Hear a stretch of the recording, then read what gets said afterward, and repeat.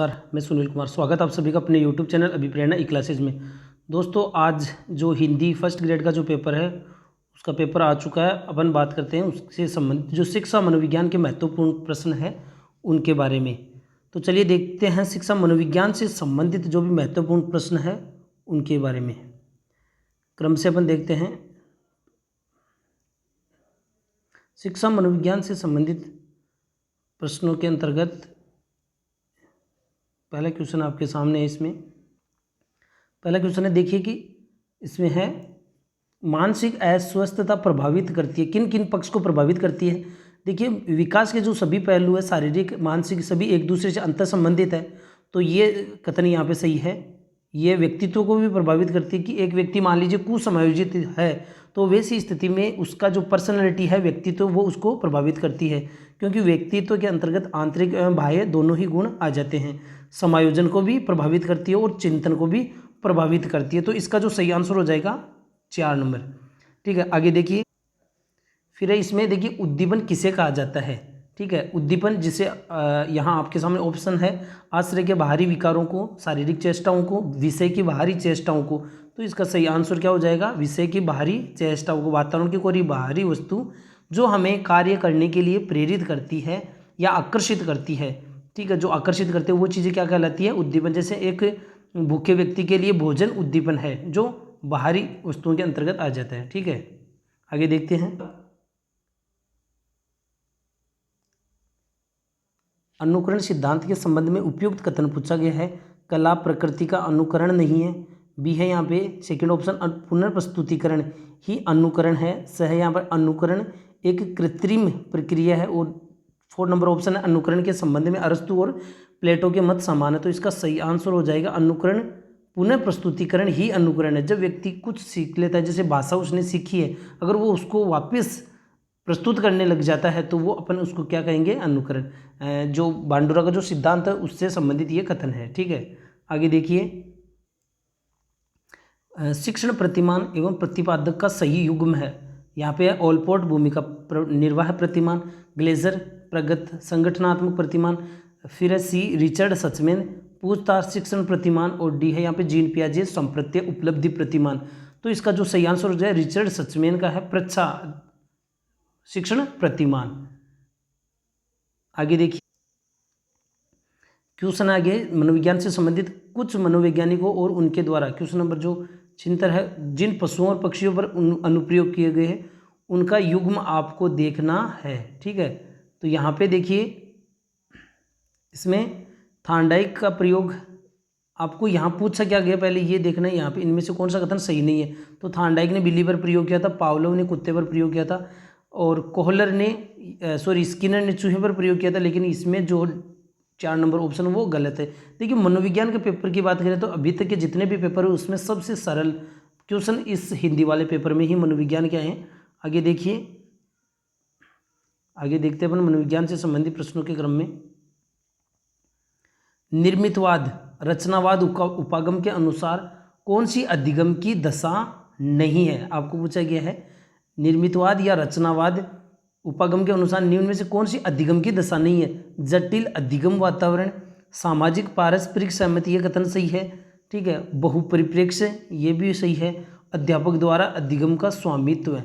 ठीक है, तो यहाँ पे देखिए अधिगम का स्वामित्व है, इसमें ये बाकी ऑप्शन सही है, लेकिन ये जो डी है वो इसके अंतर्गत नहीं आएगा। तो क्वेश्चन नंबर 89 में डी ऑप्शन हो गया यहाँ पे। आगे देखिए,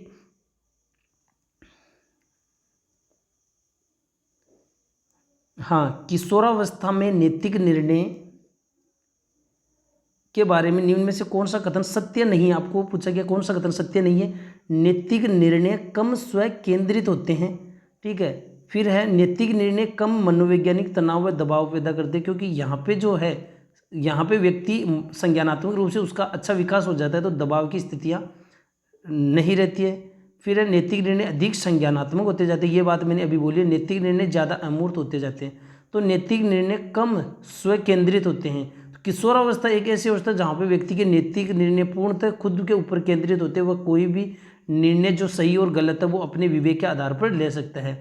ठीक है, यहाँ पे लेकिन आपको पूछा गया है कम स्वकेंद्रित, यहाँ पूर्णतः स्वकेंद्रित होती है, इसलिए ये कथन यहाँ पे गलत हो गया। तो आगे देखते हैं नेक्स्ट क्वेश्चन। शिक्षा मनोविज्ञान व्यक्ति के जन्म से वृद्धावस्था तक सीखने संबंधी अनुभवों का वर्णन और व्याख्या करता है। ये परिभाषा किसकी है? तो आपके सामने ऑप्शन है जॉन ड्यूवी, हरलॉक, क्रो एवं मुनरो। तो इसका जो सही आंसर हो जाएगा वो है क्रो एवं क्रो। ये जो परिभाषा है अधिगम के सिद्धांतों से संबंधित है और यह है क्रो एवं क्रो की परिभाषा है। आगे देखिए, यहाँ क्वेश्चन नंबर 107 आपको मैच करना है। इसमें पहला ऑप्शन है सामाजिक सांस्कृतिक रचनावाद। ये किसका है? सामाजिक सांस्कृतिक रचनावाद, ये वाइगोत्स्की का। तो पहले में क्या हो गया? 2 नंबर। फिर है नैतिक विकास का जो सिद्धांत वो दिया कोलबर्ग ने, फिर आ जाएगा 1 नंबर। फिर है संज्ञानात्मक विकास सिद्धांत जो दिया जीन पियाजे ने, फिर यहाँ पे आ जाएगा 4 नंबर। और मनोलैंगिक साइकोसेक्सुअल जो थ्योरी है वो सिगमंड फ्राइड की।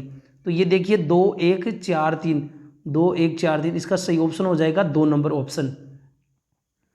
आगे देखिए, आपके सामने नेक्स्ट क्वेश्चन है। शिक्षक स्कूल में छात्रों के लिए आदर्श मॉडल है। कक्षा में शिक्षक जो कहता है या करता है छात्र उसका अनुकरण करते हैं। यहाँ पे छात्र उसका क्या करते हैं? अनुकरण करते हैं। अवलोकन अधिगम प्रक्रिया के अनुसार इसके मुख्य प्रक्रिया क्या कहा जाता है? आपको पता हो कि अल्बर्ट बांडुरा उन्होंने अधिगम का जो अवलोकन अधिगम या प्रेक्षणात्मक ऑब्जर्वेशन जो थ्योरी दी थी उसमें जो 4 क्रम बताए थे। यहाँ इस क्वेश्चन को पहले क्रम की बात करते हैं तो सबसे पहले क्या आ जाता है उसमें? ये 1 नंबर पर आ जाता है। सबसे पहले अवधान, उसके बाद में धारण, यानी अपन जिसको क्या कह सकते हैं यहाँ पे है प्रतिधारण, फिर है उत्पादन और फिर है यहाँ पे अभिप्रेरणा। ये इसकी प्रक्रिया है। तो क्वेश्चन पूछे जाने की पूरी संभावना है। तो यहाँ पे जो अनुकरण करते हैं ये चीज़ कहलाती है यहाँ पे धारण या प्रतिधारण। तो इसका सही ऑप्शन हो जाएगा 1 नंबर ऑप्शन। इसका सही ऑप्शन क्या हो जाएगा? प्रतिधारण। नेक्स्ट क्वेश्चन आप देखिए, नेक्स्ट क्वेश्चन देखिए, संवेगात्मक बुद्धि का प्रत्यक्ष या प्रमुख तत्व क्या है? बुद्धि लब्धि, ठीक है, नहीं है। संवेगात्मक सजगता, बिल्कुल सही है। उसके तत्व 5 तत्वों की बात की थी पीटर सेलोवी एवं डेनियल गोलमैन ने। फिर संवेगात्मक नियंत्रण अभिक्षमता इसके अंतर्गत नहीं है। तो बी और सी ऑप्शन इसके अंतर्गत आ जाएगा। तो इसका जो सही ऑप्शन है 2 नंबर, ठीक है। नेक्स्ट क्वेश्चन आपके सामने है। देखिए जो अधिकतर क्वेश्चन पूछे गए उनकी बात करें तो एक तो अल्बर्ट बांडुरा का जो सिद्धांत है सामाजिक अधिगम सिद्धांत, उससे लगभग 3 क्वेश्चन यहाँ पे पूछ लिए गए हैं। और एक रचनावाद है जो निर्मितवाद है उसके बारे में यहाँ पे बात की गई है। तो कौन सा इसका अवयव नहीं है? देखिए यहाँ पे व्यक्तिगत जवाबदेही होती है, रचनावाद के अंतर्गत होती है। फिर सकारात्मक अंतर्निर्भरता, ये भी सही है। यहाँ पे आमने सामने अंतर्क्रिया ये भी है। और यहाँ पे इसका जो अलग ऑप्शन हो रहा है वो यहाँ पे क्या इसमें हो जाएगा, जो डी ऑप्शन है वो इसके अंतर्गत इसका अवयव नहीं है। बाकी जो तीनों है इसे रचनावाद या निर्मितवाद की विशेषताओं के अंतर्गत आती है ये तीनों। बल्कि ये जो 4 नंबर ऑप्शन है व्यक्तिगत संप्राप्ति, ये इसके अंतर्गत नहीं आता है। आगे देखिए, नेक्स्ट क्वेश्चन की बात करते हैं। अपना नेक्स्ट क्वेश्चन है, शिक्षा मनोविज्ञान के संदर्भ में निम्नलिखित में से कौन सा कथन सही नहीं है? आपको पूछे कौन सा कथन यह वैज्ञानिक विधियों का प्रयोग करता है, बिल्कुल सही कथन है ये शिक्षा मनोविज्ञान के बारे में। यह शिक्षक अधिगम करता है एवं शिक्षण प्रक्रिया से संबंधित, यह भी कथन सही है। यह विविध अधिगमकर्ताओं के लिए उपयुक्त नहीं है, यह विविध अधिगमकर्ताओं के लिए उपयुक्त है। तो यह कथन यहाँ पे गलत हो गया। और फिर यह उपयुक्त शिक्षण विधियों के चयन में उपयोगी है। तो 138 है उसका जो ऑप्शन क्या हो जाएगा? 138 का सही हो रहा है यहाँ पे। 138 में इसका आंसर होगा 3 नंबर ऑप्शन। ये इसका कथन नहीं है, बाकी शिक्षा मनोविज्ञान की विशेषताओं के अंतर्गत आ जाती हैं।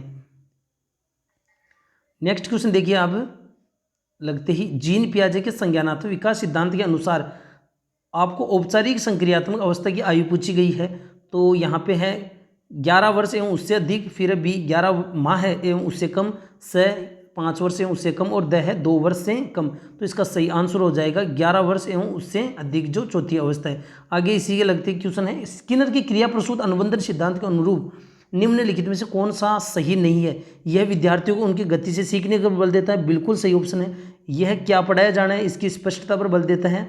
देखिए यहाँ पे कौन सा सही नहीं है आपको पूछे, इसका मतलब है कि आधारभूत बातों को प्रारंभ में ही सिखाया जाना चाहिए।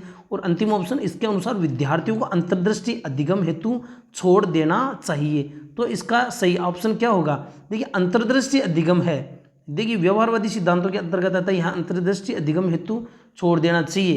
तो यहाँ पे सूझ की जो विकास है यहाँ पे बिल्कुल अगर देखें तो होता भी है, और लेकिन अंतर्दृष्टि शब्द की बात करें तो ये गेस्टाल्टवाद के अंतर्गत चला जाता है। तो यहाँ पे ये भी ऑप्शन सही हो रहा है, ठीक है, ये भी सही है। इसमें जो क्या इसकी स्पष्टता, पहले स्पष्टता पे बात ही नहीं करता है, क्योंकि आपको पता होगा कि ये जो है पहले अनुक्रिया पर इसमें कोई स्पष्टता नहीं होती है। तो इसका जो सही आंसर हो जाएगा 2 नंबर, क्योंकि उद्दीपक स्पष्ट नहीं होते। क्रिया प्रसूत सिद्धांत में भी ये बात आपने अच्छे से पढ़ी है।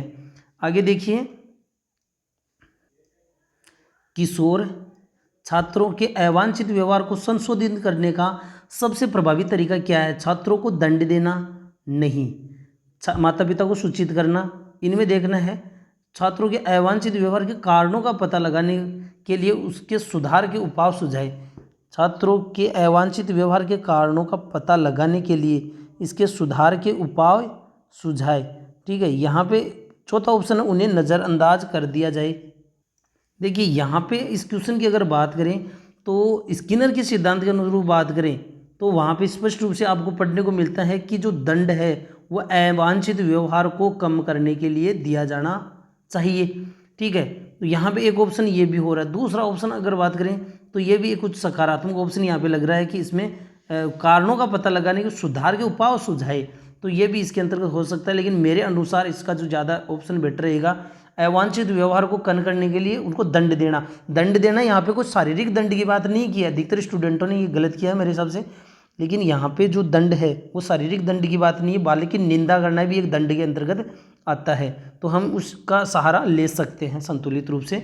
और आगे क्वेश्चन देखते हैं मनोविज्ञान से संबंधित, और कोई क्वेश्चन हो तो ये अपने मनोविज्ञान हिंदी का जो पेपर है उसमें मनोविज्ञान से संबंधित क्वेश्चन की बात हो गई।